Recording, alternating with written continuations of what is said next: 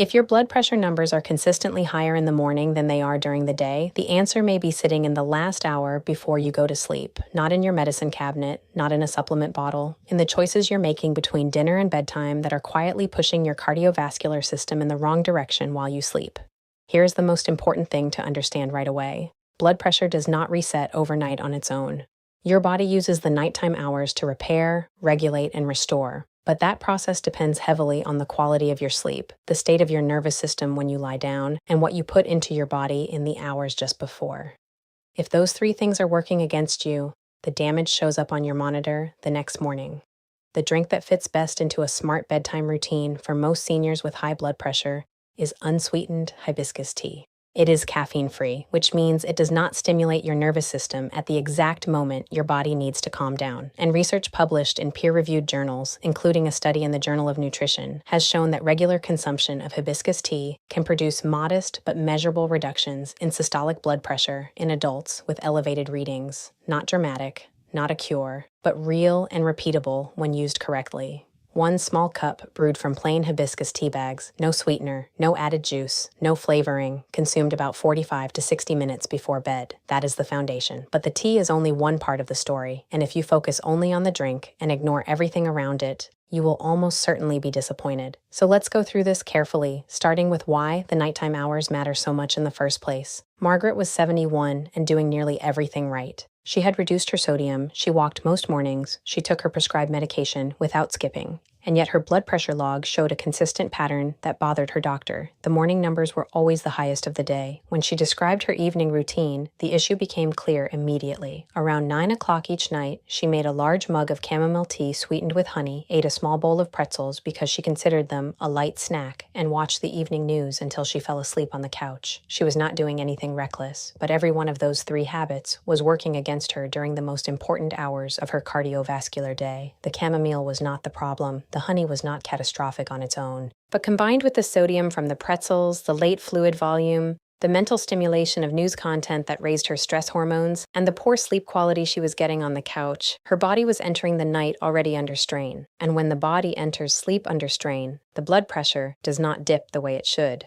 Healthy sleepers experience what cardiologists call nocturnal dipping, a natural drop in blood pressure during deep sleep that protects the heart and blood vessels. Seniors who do not dip, which is often called being non-dippers, carry significantly higher cardiovascular risk over time. And many of them are non-dippers, not because of irreversible biology, but because of exactly the kind of evening habits Margaret had. This is the mechanism that most people never get explained to them. During deep sleep, your nervous system shifts into its parasympathetic mode, often called the rest and digest state. Heart rate slows, blood vessels relax, stress hormones drop, blood pressure follows. But if your sleep is fragmented because you're getting up twice to urinate from a large late drink, or your nervous system is still processing caffeine that you consumed at 7 p.m., or your kidneys are working overtime to process a high-sodium snack, or alcohol is disrupting your sleep architecture in the second half of the night, that parasympathetic shift never fully happens.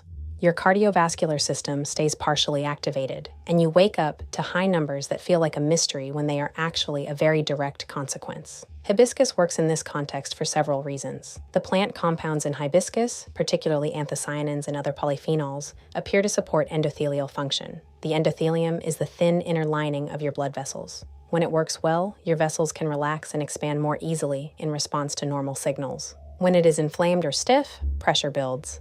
Hibiscus appears to support that relaxation process modestly. Some research also suggests it may gently influence the angiotensin-converting enzyme pathway, which is actually the same pathway that a common class of blood pressure medications targets. The effect from tea is far more modest than from medication, but it is in a helpful direction. And for seniors whose numbers are in the mildly elevated range, a consistent, modest nudge in the right direction, night after night, can genuinely move the trend. Now let's talk about the mistakes, because this is where most seniors lose the benefit they came looking for. The first mistake is choosing the wrong product. Walk into almost any grocery store, and you will find bottles and cartons labeled hibiscus tea that contain significant amounts of added sugar, fruit juice concentrate, and flavoring agents. Some contain natural flavors that include caffeine sources. The label says hibiscus. The ingredient list tells a different story. If the first few ingredients include cane sugar, evaporated cane juice, fruit juice concentrate, or anything sweetened, you are not buying a blood pressure support drink. You are buying a dessert beverage in a red bottle. The version that research supports is plain dried hibiscus brewed in water.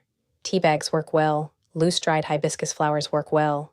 The brew should taste tart, almost like a cranberry without the sweetness. That tartness is not a flaw. It is a signal that the plant compounds are present and intact. The second mistake is adding sweetener to fix the tartness. This is extremely common, and it eliminates a significant portion of the benefit. When you add sugar, honey, agave, or sweetened juice to bring the flavor to a more pleasant place, you are creating a blood sugar event in the hour before sleep. That spike and the insulin response that follows is metabolically disruptive at night. It can affect sleep quality, it can affect weight over time, and it blunts the cardiovascular benefit you were seeking in the first place. If the straight tea is too tart, dilute it with more water rather than sweetening it. Use a slightly shorter steeping time to reduce intensity. Give yourself 1 to 2 weeks, because taste adapts remarkably well when you are not fighting it with sweetness. The third mistake is drinking it too late and in too large a quantity. Seniors who wake up 1, 2, or 3 times a night to urinate already have a significant blood pressure problem on their hands, because fragmented sleep activates the stress hormone system repeatedly through the night. Adding a large bedtime drink to that situation makes things worse, not better. Even a helpful drink becomes unhelpful when the timing and volume cause sleep disruption. One modest cup, about 6 to 8 ounces, consumed 45 to 60 minutes before bed rather than immediately before lying down, is the sensible approach. That timing gives your body a window to process the fluid and empty your bladder before sleep begins. If you are highly sensitive to nighttime urination, you might move the cup even earlier, to 90 minutes before bed, and reduce the volume further. The ritual and the compounds still matter even in a smaller amount. The fourth mistake is pairing the tea with the habits that raise blood pressure in the first place. This sounds obvious once you say it out loud, but it is remarkably common. People adopt a blood pressure supporting drink and then have it alongside salted crackers, processed cheese, cured deli meat, packaged soups, or any other high-sodium evening snack. Sodium causes the body to retain fluid. Retained fluid increases the volume of blood circulating through your vessels.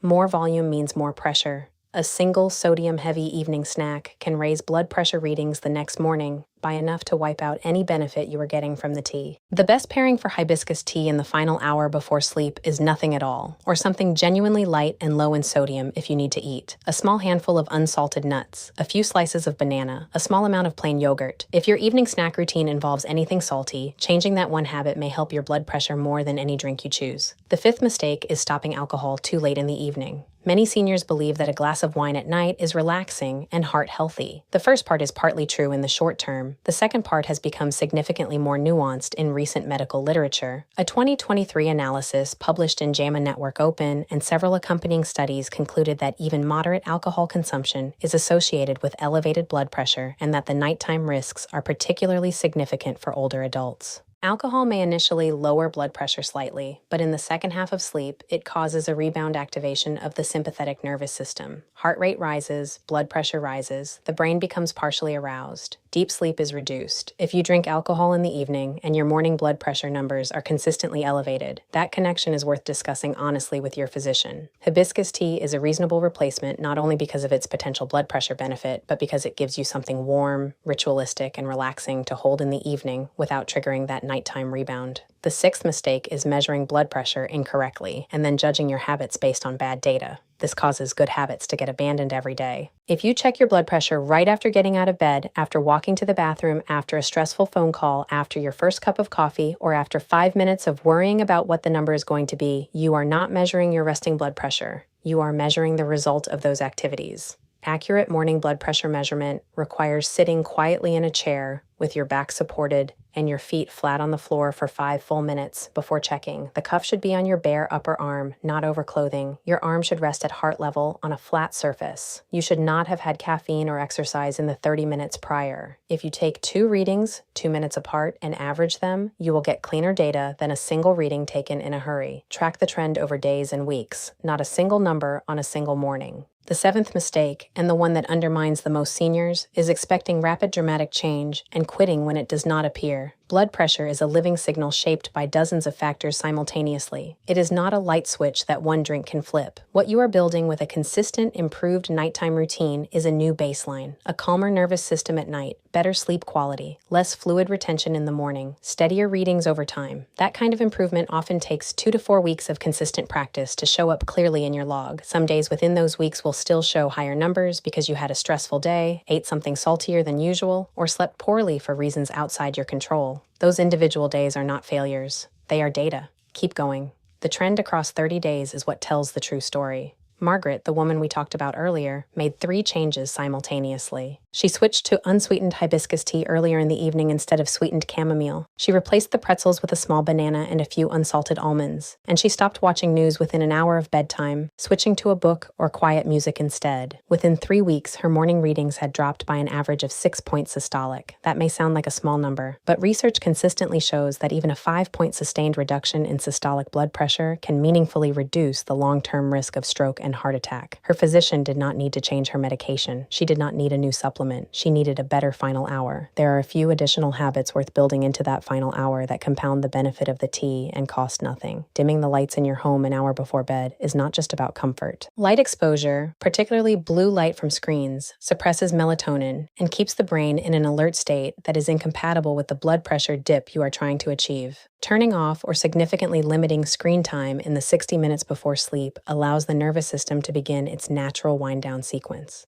The body responds to environmental cues. Darkness, quiet, and a drop in room temperature are all signals that prepare the cardiovascular system for the rest it needs. Gentle breathing exercises in that final hour also have direct, measurable effects on blood pressure, a technique called device-guided slow breathing, and its simpler manual version involves slowing your breathing to about 6 breaths per minute for 10 to 15 minutes. Research published in the American Journal of Hypertension and confirmed in multiple follow-up studies has shown that consistent slow breathing practice can produce reductions in systolic blood pressure comparable to some low-dose medications. You do not need a device. Inhale slowly through your nose for a count of 5. Exhale slowly through your mouth for a count of 5. Do that for 10 minutes while sitting quietly with your hibiscus tea, and you are giving your nervous system a direct signal to lower its activation level before sleep. Magnesium is worth mentioning here because it is one of the most under-discussed minerals in senior cardiovascular health.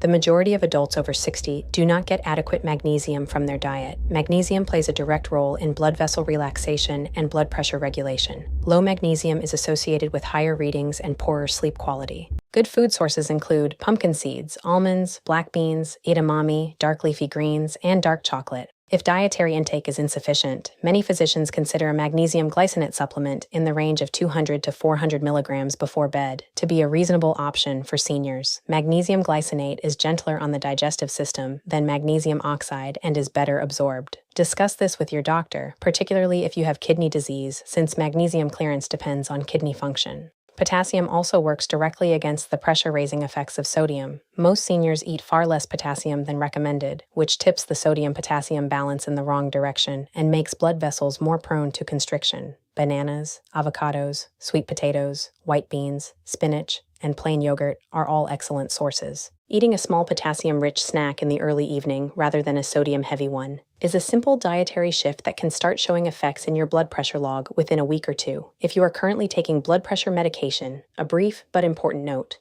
hibiscus tea has a modest blood pressure lowering effect. If your readings already run toward the lower end of your target range when your medication is working well, adding a new regular habit with blood pressure effects is worth mentioning to your physician, not because the tea is dangerous, but because individual responses vary and your clinician deserves to know what you are doing. Seniors who adjust well to new health habits are usually the ones who keep their medical team informed rather than conducting private experiments. That collaboration is how you stay safe and benefit at the same time. Here is the complete bedtime protocol built around everything we have discussed. Begin winding down about 90 minutes before your target sleep time. Eat your last food of the evening at least 2 hours before bed and keep that food low in sodium. Around 60 to 75 minutes before bed, brew 1 modest cup of plain unsweetened hibiscus tea. While it cools to a comfortable drinking temperature, dim the lights and put screens away. Drink the tea slowly during that quiet window. Spend 10 minutes doing slow, intentional breathing. Empty your bladder before lying down. Set a consistent wake time and stick to it because regular sleep schedules reinforce the overnight blood pressure dip. In the morning, sit quietly for 5 minutes before measuring. Record your reading and track the trend across weeks. That is a complete system, not a magic drink. The tea is a genuine and useful part of it, but it works because it belongs to a pattern, and that pattern is what your blood pressure has been waiting for you to establish. The single most important thing to take from everything we have covered today is this: your final hour before sleep is either protecting your heart or quietly working against it. The good news is that you have more control over that hour than you may have realized. Small, consistent choices made in that window, the right drink, the right food, the right level of stimulation, the right amount of calm, stack up night after night into a genuine change in your cardiovascular health. Start tonight with one change. Brew a plain cup of hibiscus tea, no sugar, and have it 45 to 60 minutes before you plan to sleep. That is a realistic, actionable first step that costs almost nothing and carries no risk for most healthy adults.